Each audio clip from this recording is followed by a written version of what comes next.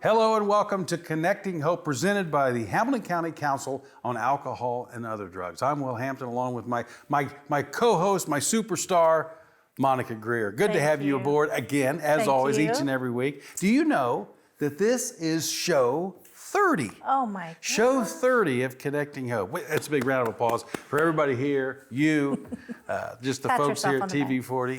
Yeah. It's been a long journey to get to 30 shows, hasn't it? It's been amazing. We didn't expect to, but we're so popular. Well, we still need sponsorships. We do. The way this show is able to happen is we need sponsorships. So contact Monica and give her some money, and we'll keep making this thing happen each and every week. Yeah. Speaking of something new that's going on, it's relatively new, Mockingbird Hill. Now, I was up there back over during the winter when Daryl Mitchell was there, just kind of getting it started. But they're up and running, and I understand you've recently visited. Yes. Mockingbird Hill, it's in Madison County in Anderson, right? Yeah, it's right off of 69, 20 minutes probably from Noblesville.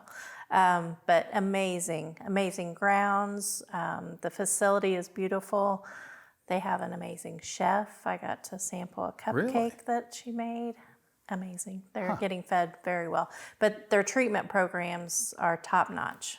So, yeah. And it's kind of a part of Aspire Indiana Health. Mm-hmm. They do take Medicaid, Medicare, other insurances.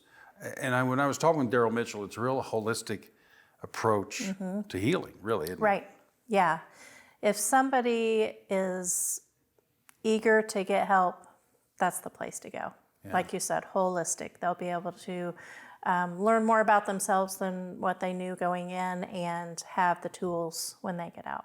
And I think something like Mockingbird Hill is almost perfect where it is, it's somewhat remote. And I think a lot of people in recovery, that's kind of what they're looking for, right? I mean, have you experienced that? Yes, yeah.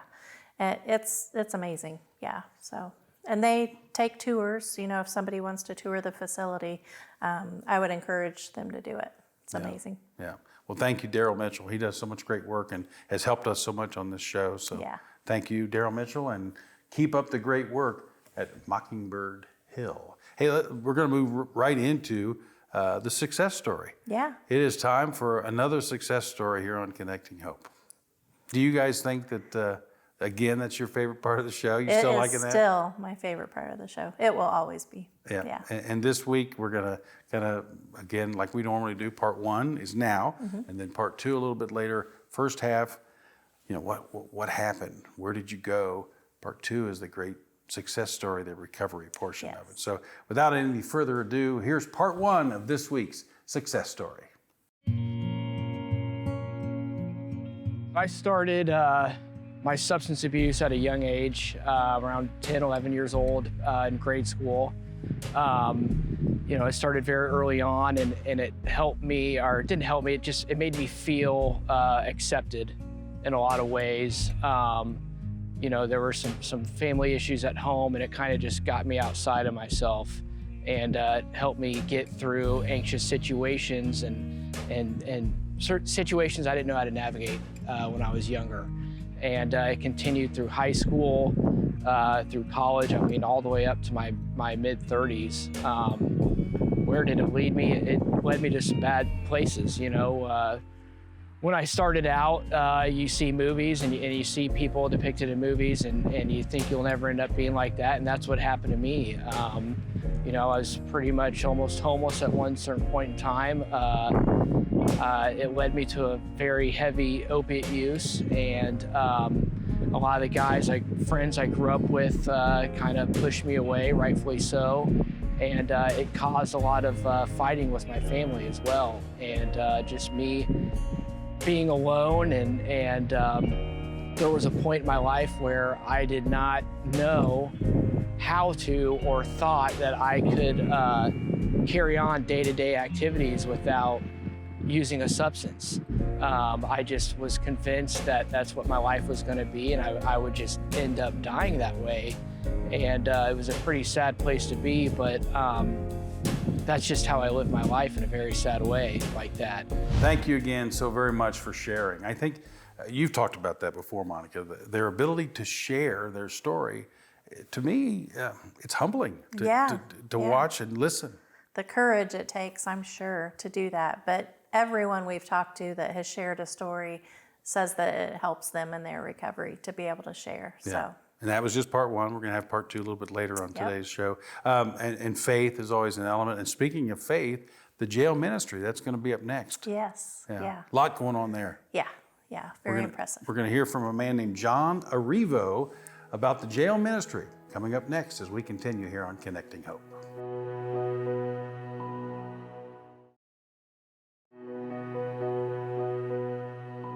Welcome back to Connecting Hope. So glad you're watching our show tonight, and it's my pleasure to welcome a special guest, John Arrivo. John, great to have you here. Thank you for having me. Appreciate it. You're a coordinator of, the jail ministry. That's correct. For several churches. Right. And you and I both go to Our Lady of Grace in Right. Noblesville, and that's where I saw John first. One of those guys that, goes to the front of the church before Mass and does about a 15-minute story on it wasn't 15 minutes, but it was a couple minutes. 3, yeah. But 3 minutes. But basically, you were telling us that you need help Right. in the jail ministry. Right. Start there. How do people get involved? They say, what is the jail ministry, and how can I get involved?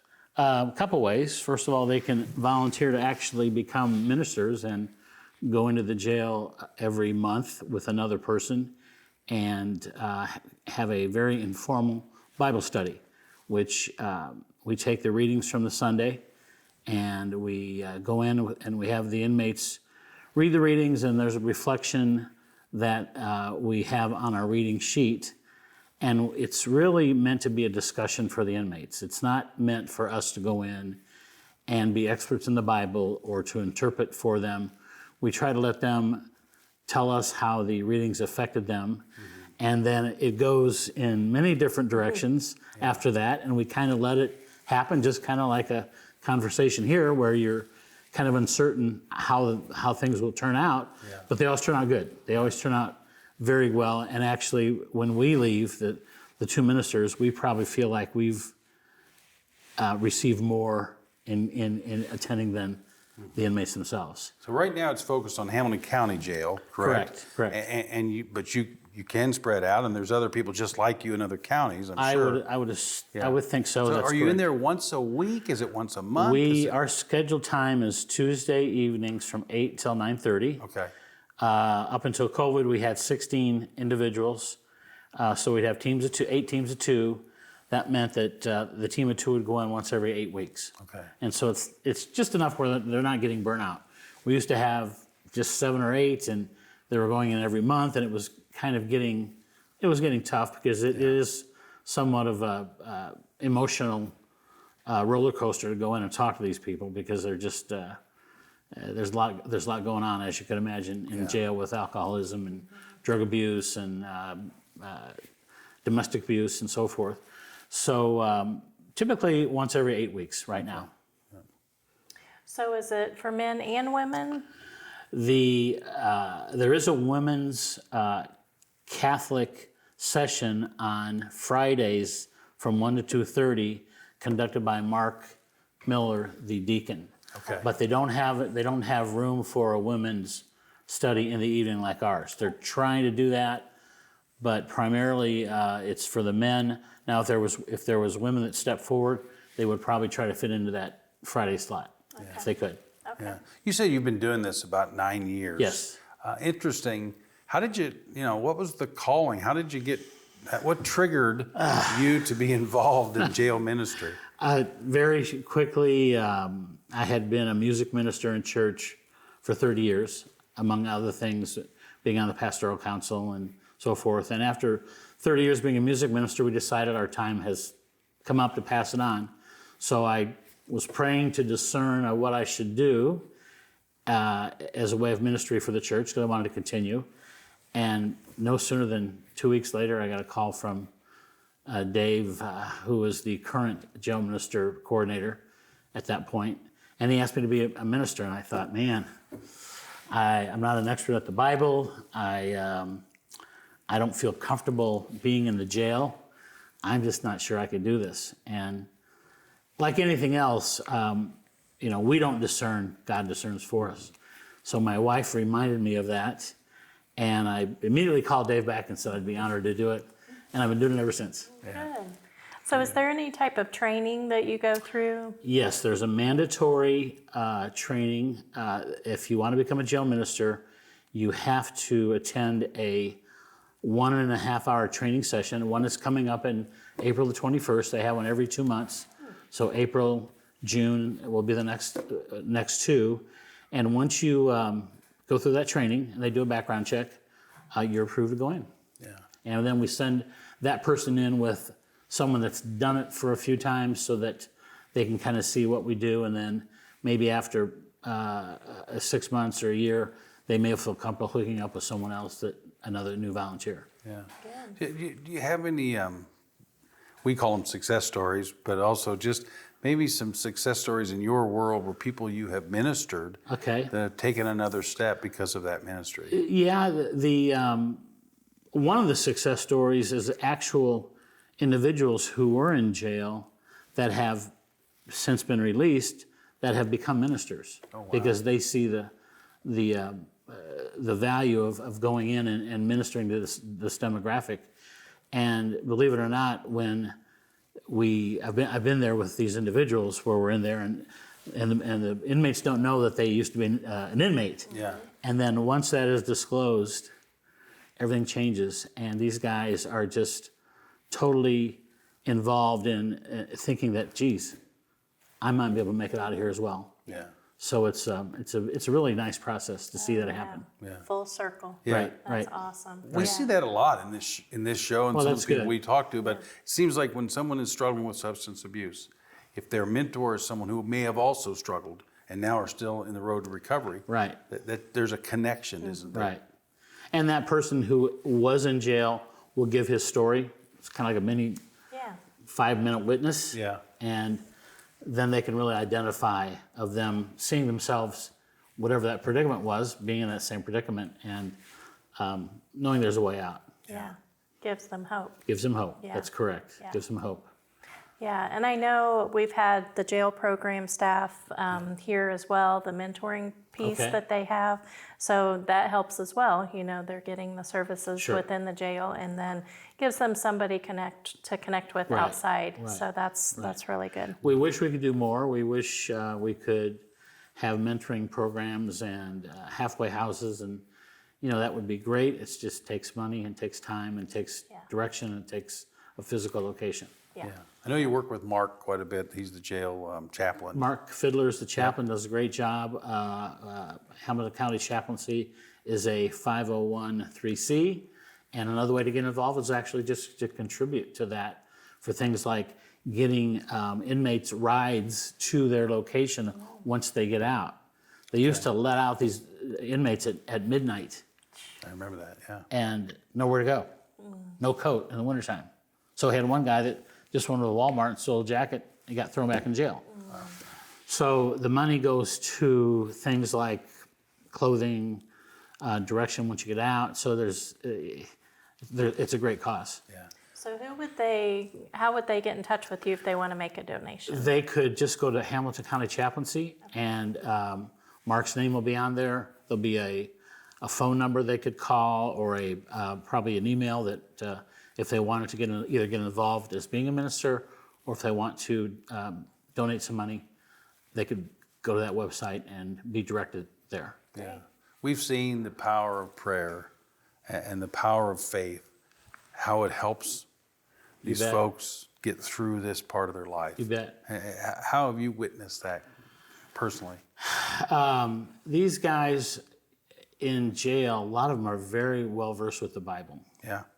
I mean, they can actually teach us something about. They probably test you. They do, but I've just seen people break down, kind of like realize the predicament they're in, and they're just reaching for hope, and they want to get out, and they want to do well, and they want to be given another chance, and you see that often with a lot of these younger guys. Yeah. Yeah. Well, thank you so much for your mission. And I know at Our Lady of Grace, it's in good hands. Reach out to you if they see you at Mass. Sure, Come sure. up to you, and Absolutely. you're still looking for more volunteers, right? All the time, Yeah. all the time. Well, John, thank you. Appreciate having me. Thank you, All right. John. Thank you so much. Yep, thank you for what you do and for right. your service to the community. And hey, we appreciate you watching. We're going to come back with more of Connecting Hope right after this short break.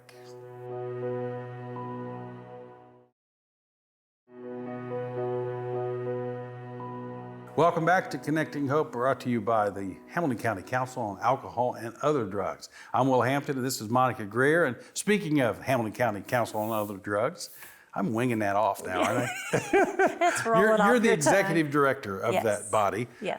What's going on with you guys? We're into the month of April.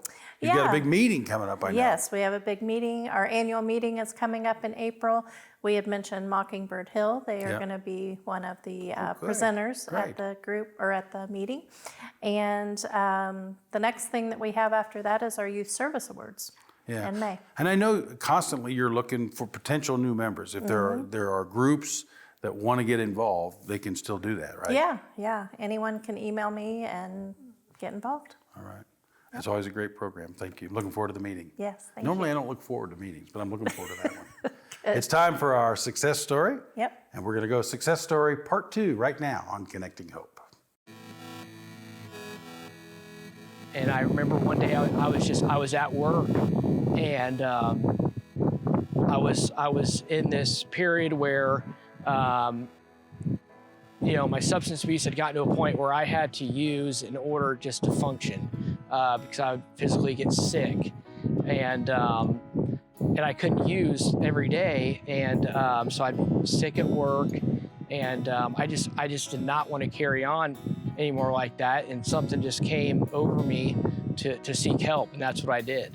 I had gotten help before, so I knew where I could go and what to do. So I made a call and I got some help that day, and I told my family what I was doing, and they knew it was coming, of course. But it had led me to where I was engaged, living in a great place with her.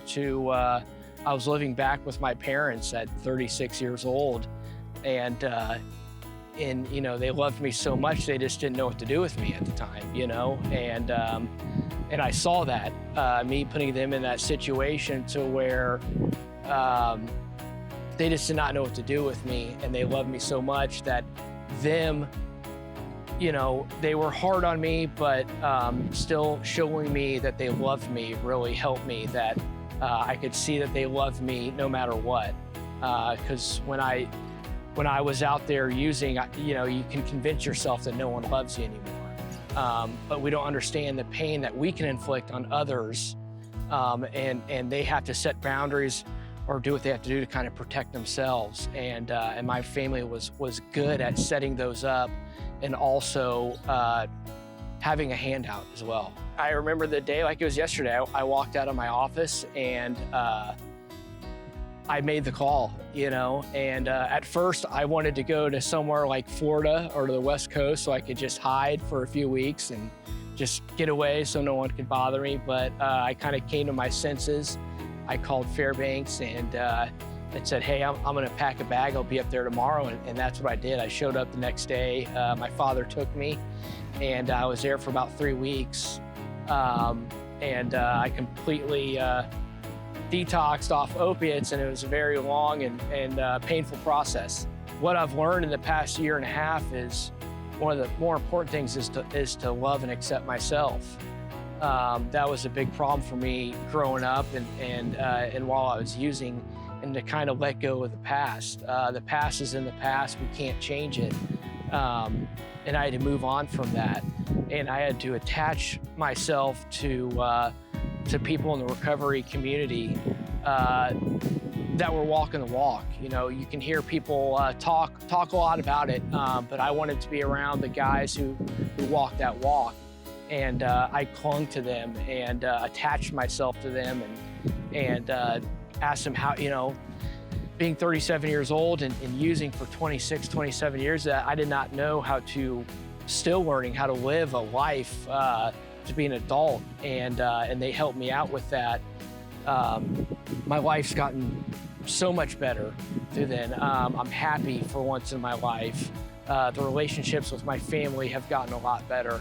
I'm able to deal with certain things that pop up in my life that can be difficult. Like I have people I can reach out to and talk about it with, and I can get through that without having to pick up a drug just to get through that. And you know, I wake up every day. It's a blessing now. I had times in my life where I was suicidal, and I had tried that a couple times. I just have a great peace of mind now, and it's a great thing to have, you know. Has it been all ups this whole time? No, there have been some downs, but as I said earlier, I've learned how to cope with those downs and talk about them with people in recovery, you know, my brothers in recovery, to help me get through that. Another great success story, and one thing that we've talked about is there's so many groups out there, so many recovery homes and recovery units. We need them to step up and help tell more success stories, don't we? Yeah. Anyone watching, if you know of someone in recovery that would like to share their story, or know of a group that we could contact, we would really appreciate it, because like we've said many times, it's our favorite part of the show, and we hope that it helps someone else. Yeah, and just reach out to you at your email. All right, we're going to take a break. We're going to come back and wrap up this edition of Connecting Hope right after this.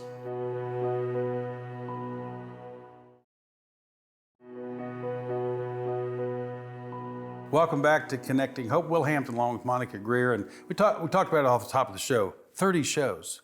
Yeah. Can you believe that? We started off saying we'll get like 13 shows. Yeah. But we do want to thank the people who watch this show each and every week. There's a lot of great success stories of people who have watched this show.